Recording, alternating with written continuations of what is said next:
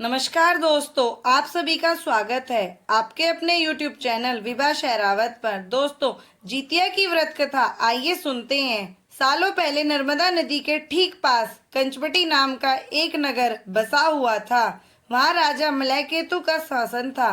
कंचवटी नगर के पास में ही एक रेतीली बलुहाटा नामक जगह थी, जिसके पास में एक बड़ा सा पेड़ था। उस पेड़ में एक चील रहती थी और नीचे एक गीदड़। दोनों में गहरी दोस्ती थी। एक दिन दोनों ने सोचा कि सारी महिलाएं जितिया व्रत करती हैं, तो क्यों न हम भी कर लें। इसी सोच के साथ दोनों ने ठान ली कि अब वो भी इस व्रत को करेंगे। उन्होंने श्री जितु वाहन भगवान को मन ही मन नमस्कार करते हुए कहा, हम आपकी पूजा और व्रत पूरी विधि के साथ करेंगे।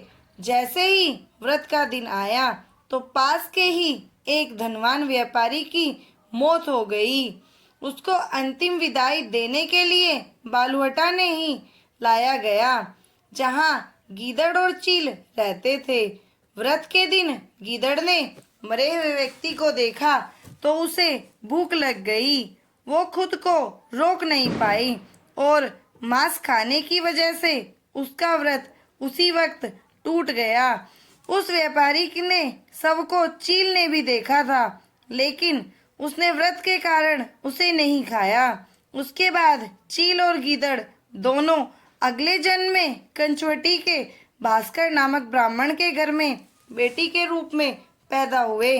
चील का जन्म बड़ी बहन के रूप में हुआ, जिसका नाम सीलवती पड़ा, और उसकी शादी बुद्धिसेन नामक लड़के से कराई गई।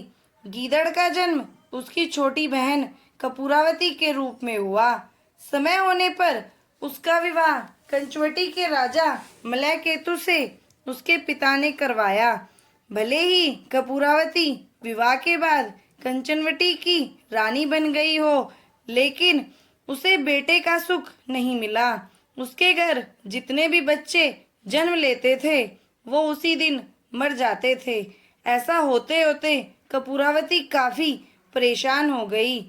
इधर उसकी बड़ी बहन सीलवती को 7 बेटे हुए थे। जब उसके सारे बेटे बड़े हो गए तो उन्होंने महल में कार्य करना शुरू कर दिया। अपनी दीदी के बेटों को देखकर धीरे धीरे कपूरावती रानी के मन में जलन का भाव पैदा होने लगा था। उसने इसी जलन की वजह से अपने पति को कहकर अपनी दीदी के सारे बेटों के सिर कटवाकर एक बर्तन में रख दिए।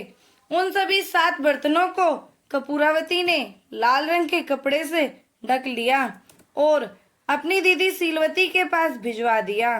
भगवान जितुवाहन भी ये सब देख रहे थे। उन्होंने रास्ते में ही सभी 7 भाइयों के सिर को धड़ से जोड़ा और अमृत पिलाकर जिंदा कर दिया। फिर सभी भाई अपने घर चले गए और उन बर्तन में भगवान की कृपा से फल भर गए। उधर कपूरावती अपनी दीदी के घर से शोक समाचार मिलने के इंतजार में बैठी हुई थी। जब कोई संदेश नहीं आया तो वो खुद ही सीलवती के घर चली गई। वहां जैसे ही उसने अपनी दीदी के सारे बेटों को जिंदा देखा तो वो हैरान हो गई।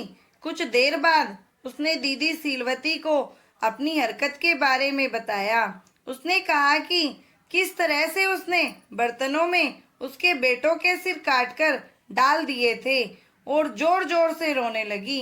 तभी सीलवती को अपने पिछले जन्म के बारे में याद आ गया। वो अपनी छोटी बहन को उसी पेड़ के पास लेकर गई जहां वो दोनों पहले रहा करते थे। उसने कपूरावती को पिछले जन्म में रखे जितिया व्रत की पूरी कहानी सुनाई। यह सब जानते ही कपूरावती ने उसी वक्त अपना दम तोड़ दिया। राजा को तुरंत सीलवती ने इस बात की जानकारी भिजवाई।